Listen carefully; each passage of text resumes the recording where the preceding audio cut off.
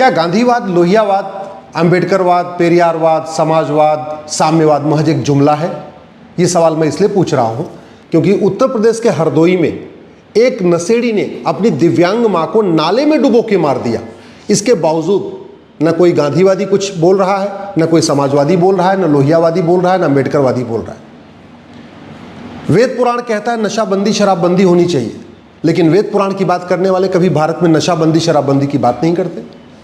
Bible Quran कहता है नशा शराब हराम है, ये ठीक नहीं है, ये बंद होना चाहिए, लेकिन बाइबल कुरान की बात करने वाले भी भारत में नशाबंदी, शराबबंदी की बात नहीं करते। भगवान बुद्ध कहते थे नशा और शराब अच्छा नहीं है, भगवान बुद्ध की बात करने वाले नशाबंदी, शराबबंदी की बात नहीं करते। भगवान महावीर तो नशा शराब के घोर विरोधी थे, लेकिन कोई भी जैन मुनि नशाबंदी, शराबबंदी की बात नहीं कर रहा है। इसी तरीके जो हमारे सिखों के गुरु थे, गुरु गोविंद सिंह जी, गुरु तेग बहादुर, उन्होंने कहा नशाबंदी, शराबबंदी होनी चाहिए, ये हमारे समाज को बर्बाद करता है और व्यक्ति को भी बर्बाद कर देता है। कोई सिखों का जो हमारे जो सिख गुरु हैं, जो ग्रंथी हैं, वो भी भारत में नशाबंदी, शराबबंदी की बात नहीं करते। गांधी जी तो इसके बहुत ही विरोध में थे। वो कहते थे अगर भारत की संस्कृति को वापस पुनः स्थापित करना है तो नशाबंदी, शराबबंदी होनी चाहिए। बाबा साहब अम्बेडकर भी इसके खिलाफ थे और इसीलिए भारत के संविधान में आर्टिकल 47 आया। जो आर्टिकल 47 आया है 3 व्यक्तियों के कारण आया। ये गांधी जी के कारण आया, वो कहते थे भारत में नशाबंदी, शराबबंदी होनी चाहिए। बाबा साहब अम्बेडकर कहते थे दलितों का उत्थान तभी होगा जब नशाबंदी, शराबबंदी होगी।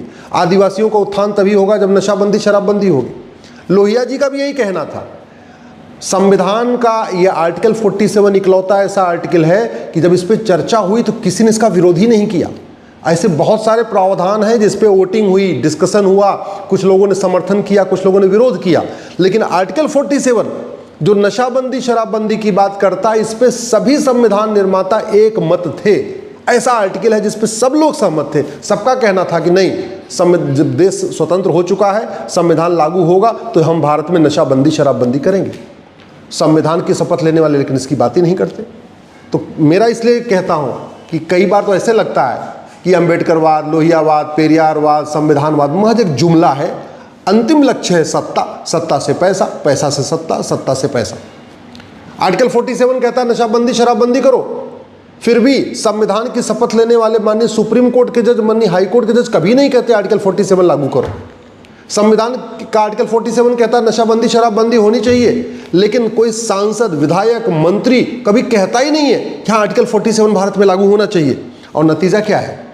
आदिवासी परिवार बर्बाद हो रहे हैं, पिछड़ों के परिवार बर्बाद हो रहे हैं, अगड़ों के परिवार भी बर्बाद हो रहे हैं, ब्राह्मणों के परिवार भी बर्बाद हो रहे हैं, मुस्लिम्स परिवार भी बर्बाद हो रहे हैं।